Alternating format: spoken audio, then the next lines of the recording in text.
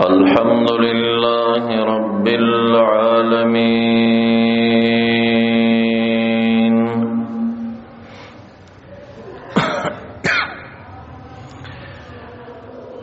والصلاة والسلام على أفضل الأنبياء والمرسلين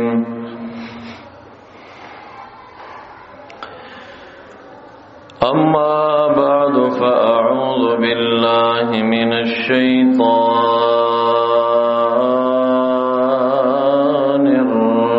الرجيم بسم الله الرحمن الرحيم يا أيها الذين آمنوا لا ترفعوا أصواتكم فوق صوت النبي الآية وقال النبي صلى الله عليه وآله وصحبه وسلم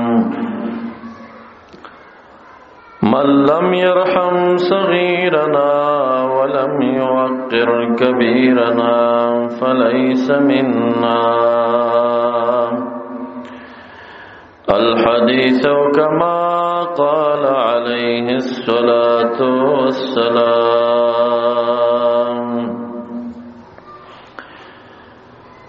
محمد سيد الكونين والثقلين والفريقين من عرب ومن عجم مولاي صل وسلم دائما أبدا على حبيبك خير الخلق كلهم زي مهجوري برامد جان عالم ترحم يا رسول الله ترحم إن الله وملائكته يصلون على النبي يا أيها الذين آمنوا صلوا عليه وسلموا تسليما درود شريف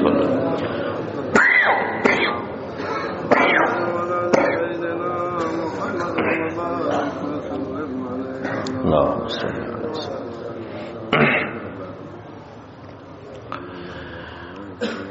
زما معزز سامعین و حضرات ورنو نننے بیان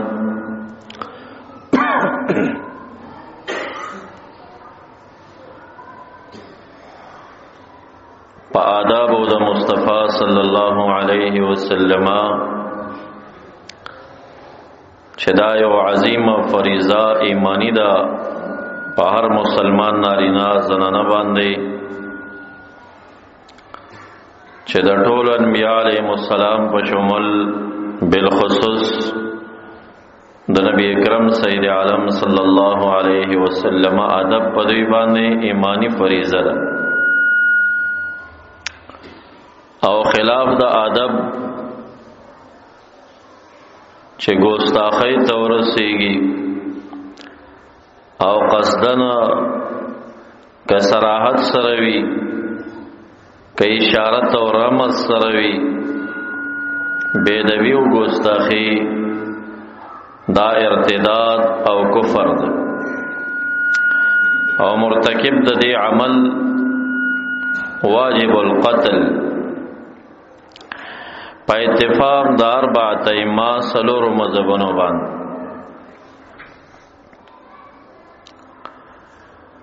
سلور واړه مذهبونه دي کې متفق دي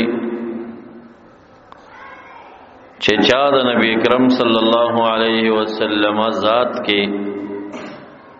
یا د هغه په صفاتو کې بېدبي او ګستاخي وکړه نو دا سړی کافر کیږي او دا مرتد دی او د حکم په څلور واړو مذهبونو کې قتل.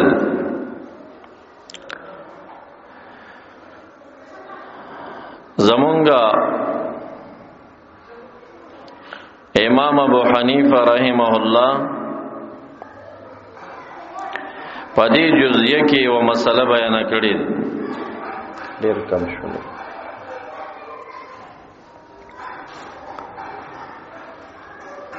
هغه مبارک په خپل انداز او فقهي علم په وجه مسله مدلل او قوي بیان کړې. خو دشمنان او حاسدین نکته چینی کوي او نکته چین انسان چې وی هغه کما خبره چې په یو نیک مقصد باندې شوی وي هغه محمل تناړی په یو غلط شکل هغه ترنګ ورکي. پلیټرو کې هم وهابیانو دا خور کړی په خپلو بیکاره چاپ شو کتابونو کې هم دا خبرې ذکر کړي چې امام ابو حنیفه رحمه الله وایي چې ګستاخ رسول حکم قتل نه دی او چا چې ګستاخی کړي وي نو هغه به د وخت بادشاہ نه وژني.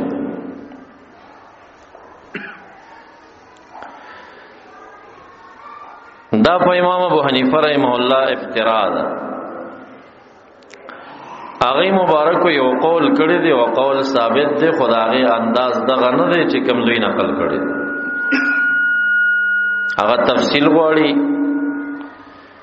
هغه تفصیل وزستا سو دوړن دی داغه جزئیه بیان کم چې داغه مقصد څه دی او هغه دا خبره په کم انداز کړي. افتراءات ډیر دی په امام ابو حنیفه رحمه الله باندې. دومره افتراءات دي چې یو خبره دی پس معروفه شو بعضی کتابونو راخسته ده چې دا ویل دي چې لو ادرکن النبي لا خذ كثيرا من قولي ک نبی علیہ السلام زمانہ کې وینو زما فیصله به منله. ګور دا محض افتراء ده په امام ابو حنیفه رحمه الله باندې. دا هم د دوی بعضی کتابونو راخسته ده چې امام صاحب دسی بے ادبی کړی دا او دا ویل دي ک نبی علیہ السلام زمانہ کې وینو زما خبره به منله. عوام ته چې دا خبره ورسیږي نو څومره د بدګمانۍ خبره.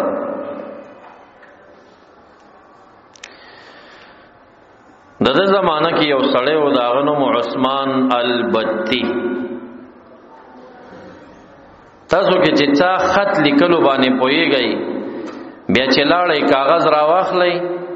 البتی ولیکي او خوا کې ور سره ان نبی ولیکي چې مخدوشه زمانہ بیدا دا سے وګورئ چې دا نبی دې کدا بتی دې څومره فرق لري. په لیکلو کې ډېر فرق نه لري البتی او النبی. اگر که حروف تو کتل شي اول باو دوی متا راځي او په نبی کې اول نو بیا به راځي خو په نبی کې بر ټکی شتا یو ټکی ولندم با ټکی لري او په بتی کې لند یو ټکی دې بر دو ټکی دي باقي الفاظ او شکل یو دی. امام ابو حنیفه رحمه الله زمانہ کې یو عالم عثمان البتی نومه ده. کتابونو کې داغه بار بار مذهب او مسله را روانه لوی فقيه لوی عالم. یو تلمیذ ورته د عثمان البتی صفاتونه وکړل چې امام ابو حنیفه رحمت الله علیه ستاسو شعار داده چې تاسو د هر چا نه دین زده کوئ. دته چا ورزوول چې په دې لږ عمر کې الله تعالی دومره ډېر علم څنګه درکا نو دا ورته ما کې دوه صفات دي. یو را کې دا صفت دی چې ما د علم په حصول کې کبر نه دی کړی یره دا مولا مشهور نه دی دنه سبق نه وایم هغه مشهور دی هغه نه وایم دا کار ما نه دی کړی که غیر مشهور هم دی خو چې پوه شوی ما نه پوه دی زه ورته ناست یم نو یو مې دا کړی دی چې په استفاده کې مې کبر نه دی کړی وما بخلت بالافاده او دویم را کې دا کار دی چې بل را تراغلی چې ما ته سوخایا نو ما په افاده کې بخل نه دی کړی چې چا راته شاګردۍ زنګون قط کړی دی نو ما هغه ته درس کړی نو تلمیذ ورته وویل چې تاسو خو دار چا نه اخذ کوئ او عثمان البتی ډېر مشهور عالم دی او تاسو داغه ملاقات ونه کړ هغه نه تاسو د دین څخه مسائل زده نه کړ نو امام ابو حنیفه رحمه الله د شپې او شپه ورغلی عثمان بتی سه شپه کړی و او د ماخستن نه سحر پورې ور سره علمي مباحثه کړې وي عثمان بتی لوی انسان خدا هغه علم اندازه کړو تللی خو دې تلمیذ ته دا ښکارا نه کړ چې یاره زه ورغلی ما یا ماته معلوم دی یا دومره سړی نه دی بس پرېږده غلی شو 2-3 ورځې بعد تلمیذ ورته بیا وایي چې عثمان البتی مریض دی ډېر لوی عالم دی کاش یو ملاقات ته تاسې ورغلی وی د حیا نه بیا ځان غلی چې یا ورغلی ما یا دې کې کار مله څو ورځې بعد هغه عثمان البتی وفات شو رحمت الله علیه د امام صاحب ته تلمیذ وایي چې یو لوی ذخیره د علم درنه لاړه او تاسو ملاقات ورسره ونه کړه نو امام ابو حنیفه رحمه الله غصه کړه نو هغه ورته وویل چې ګوره هغه سره ما ملاقات کړی دی دا علم ما ته معلوم دی لو ادرکنی البتی لاخذ کثیرا من قولی که بتی ما ته راغلی وی زما د دور سړی وی هغه به زما خبرې منلې وی نو زه بتی ته څنګه لاړ شم سبقونه زه مبارک لو ادرکنی البتی وی کنه بتی د زمانه شاګردانو د امام صاحب په مناقبو کې لیکلو کړه نو دا ټوکړی راواخستا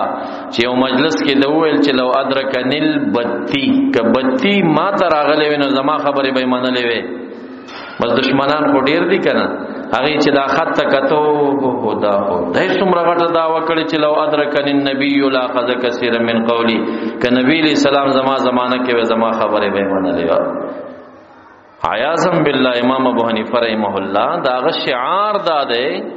معروف عبارت داده چې اذا جاء من رسول الله فبالراس والعين کله رسول الله مبارک حدیث چاره ته پیش کا د صحابي خبره ورته پرېدم خپل ورته پرېدم د بل امام خبره پرې چا خبره بیان منما خود رسول الله حدیث چې پیش شي فبالراس والعين مبارک فرمای په دې سر چشم ما تقبل دي صحابه مبارک فرمایي و اذا جاء من الصحابه نختار بينهم کچا د صحابي خبره راته پیش کړه د پیغمبر علی السلام نه د صحابي خبره راته پیش کا وی نختار بينهم به موږ لګ دی کې طول ګورو چې دا صحابي څومره فقه او علم لري او څومره د مبارک سره ناسته کړي دا هغه صحابي څومره کړي به دې کې موږ لګ غورواله لټو داسې په پټو سترګو نه راخلو بلکې مونږ لک چیړو چې د یو صحابي درش کاله مبارک سره صحبت کړي دی او د دویم صحابي 2 ورځې کړي دی هغه صحابي خبره د مقابله کې نه قبله ځکه د ډیر وخت تیر کړي یو صحابي مکه معظمه کې صحبت کړي دی خو بیا د هجرت په ابتدا کې وفات شوه دویم صحابي تر اخره پورې ژوند دی د دې صحابي خبره مخ کې اخلو ځکه کې دی چې دا خبره منسوخه وي او دا خو عقل موافقه خبر ده چې یو زما شاګرد وی هغه سره لس کال لوی دوره کړی وی یو شاګرد یو کال کړی یا په یو کال کې 100 ورځې راغلی نو دا یو طالب چې 2 ورځې ما ته راغلی دی او زما عقیده خلکو ته خای چې مولانا صاحب د سي عقیده لري هغه بل طالب را سره لس کال تیر کړی هغه زما عقیده خلکو ته خای خو فرق لري سره کړ نو د صحابه متعلق ماغي مبارک داسې فرمایي چې اذا جاء من الصحابه نختار بينهم وَإِذَا جَاءَ مِنَ التَّابِعِينَ زَاحَمْنَا لِأَنَّهُمْ رِجَالٌ وَنَحْنُ رِجَالٌ البته کده تابعی فتوا را ته چاره وړه نو جګړه ور سره کوم هغه سړی دې زم سړی هغه تابعی دې زم تابعی ما نو دای شاګردان وای راول چې د مبارک په فتوا ورکړه یو تلمیذ ورته زمانه د یو تابعی خبره پیش کړه یره ابراهیم نخعی صاحب خودسی وای یره حسن بصری خودسی وای یاره سعید ابن مسیب خود سی وینو دی غصه کا وی د تابعین خبره براته نه پیش کړي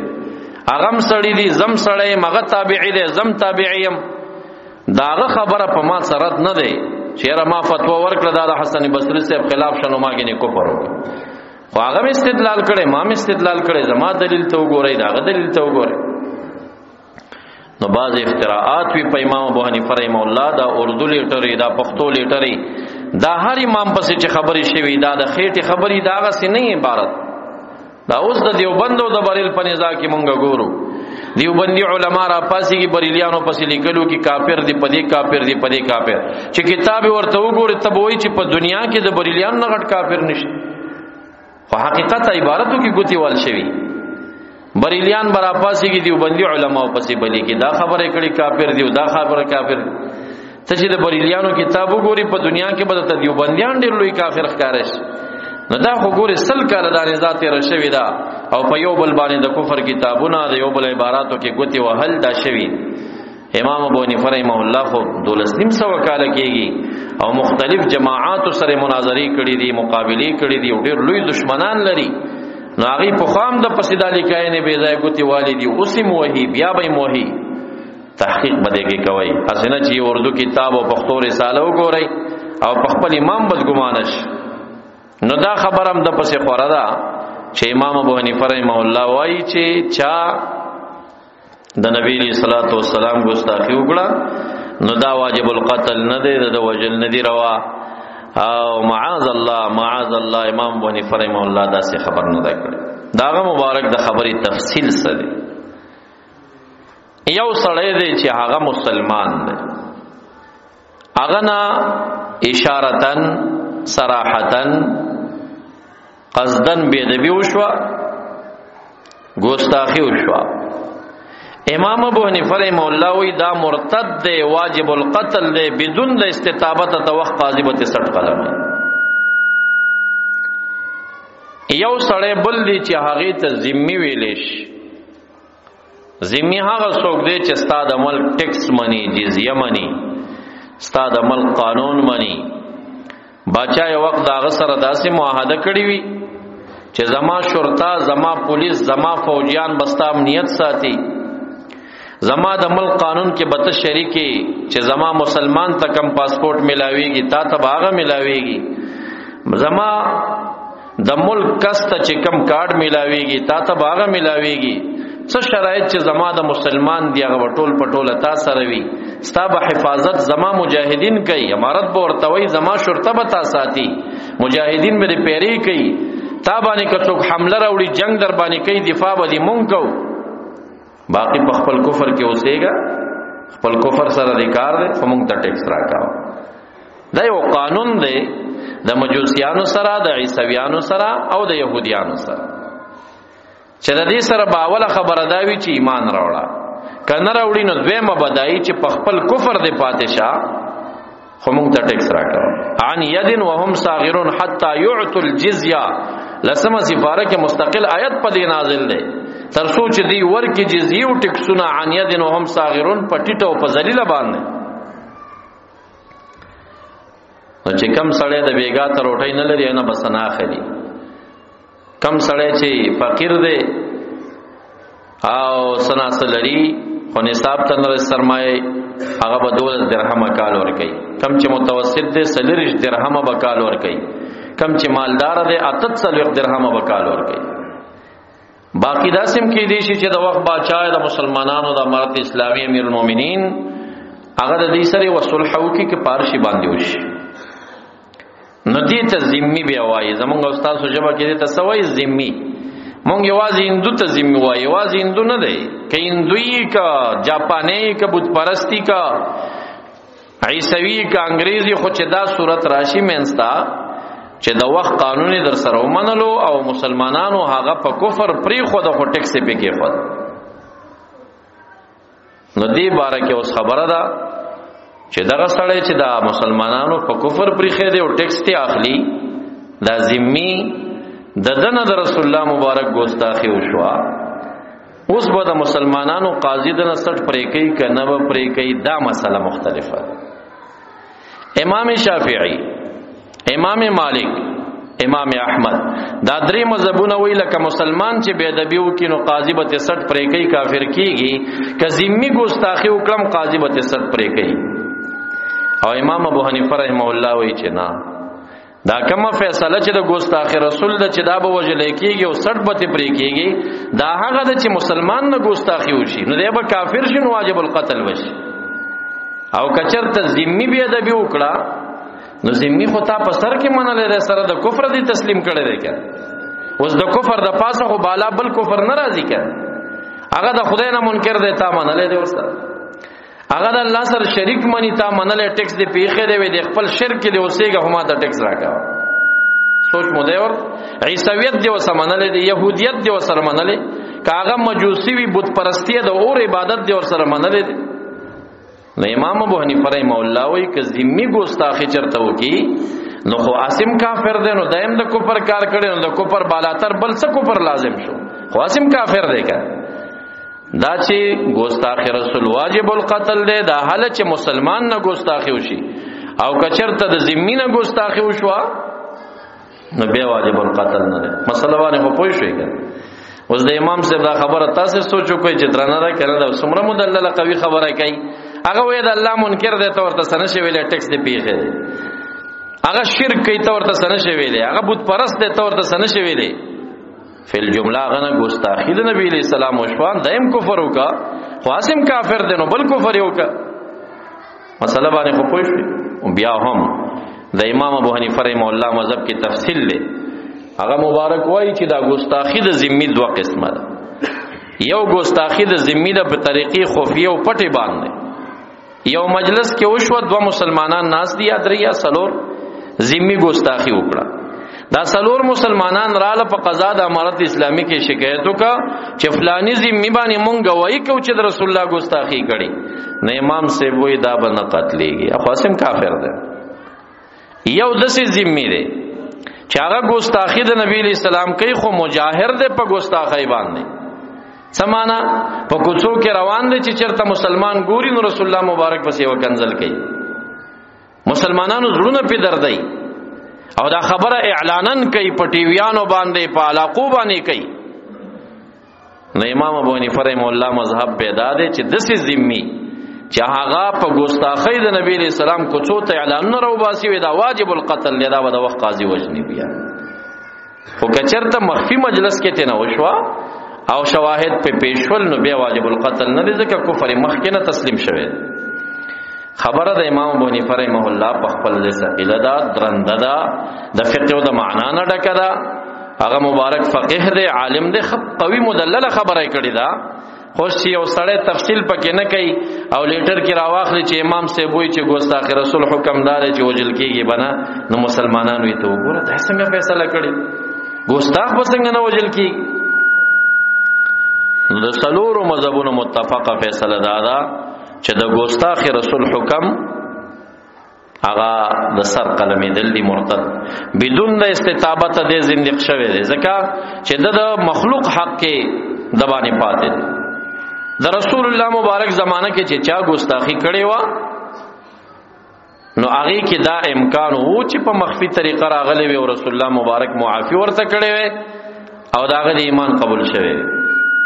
اوس چې دې زمانہ کې چا ګستاخی وکړه نو معافي بوز د چا نه وړ.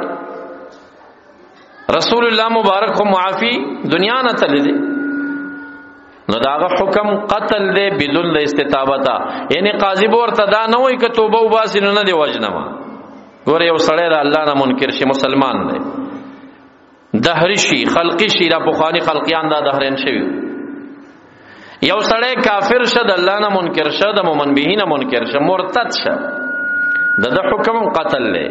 خو مع الاستتابت، یعنی قاضی امارت اسلامی به ونیسی درې ورځې به وتړي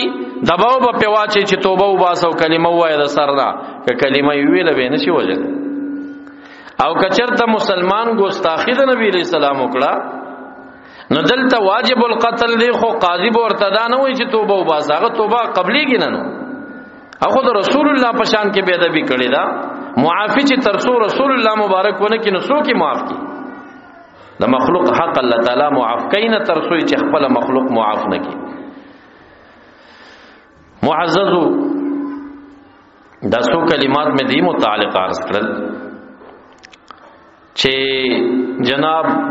ممتاز قادری صاحب شهید رحمت الله علیه چې کما غیرت کړیو، شجاعت کړیو، ایمانداری کړیو، اسلامی تاریخ کې دستاینه وړ باید د تاریخ په پاڼو باندې د مبارک دانوم زلان د ودی کلیش چې د رسول الله مبارک یو ګستاخ چې یا د ګستاخانو تایید کړي بلکې خپل ګستاخی کړي وا پدې الفاظ باندې ویلی او هغه بي دینه گورنر چې زمونږ دا اسلامی شریعت چې کم دی دا کالا قانون دا یو تور قانون بی عدل او د ظلم نه ډک قانون دی. دې کې زنانو ته حقوق نشته دي، دې کې عوامو ته حقوق نشته دي. کم شریعت چې رسول الله مبارک دنیا ته راوسته دا د ظلم شریعت دی، دا د عدل نه دی. پدې انداز ګستاخی جهرن کړي وا او هغه د خپل سر نه تیر شوی چې د کارنامې تراوته او کامیاب هم شپ خپل مقصد کې او داغه د شهادت چې په لکونو خلق الله تعالی د خلکو زړونو کې واچول او هغه میدان ته حاضری وشو او هغه زې تر د جنازې تراغلل. پرون چاره ته حکایت وک چې د پاکستان تجارانو دومره پیسې جمع کړي چې دا هغه سلوخته ورځ را روانه ده چې د ممتاز قادری صاحب والد صاحب د سونی سره تلی چې تاغه قیمتي پلاری چې تا دومره نر بچی راوړو دا برکات او کرامات ته سګوري چې پس د وفات نه خاندان ته دومره برکات رسیږي. امام بخاری رحمه الله وی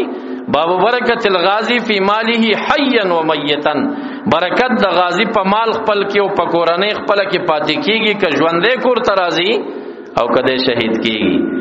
ممتاز قادری غازی دی، برکات او سګوري چې هغه ته څومره برکات کور تر روان. الله تعالی امت تداخای چې زما په حبیب باندې چا غیرت وکړه زدا سه غیوریم زبیا دا سه غیرت ور سره کوم هغه سره دا سه بیا د خلکو سترګو کې قدرمن کم چې په لکونو خلک د سوات یو غر ته لاړم بیان میکاو دا غرونو نه خلکو راته ویل چې مونږ د ممتاز قادری صاحب جنازې ته تللی والله دا غي په غرونو کې دا واچولا چې عاشق وفات دې ځان ورته ورسره. نو معززو دا زمونږ نظامونه دي، دا زمونږه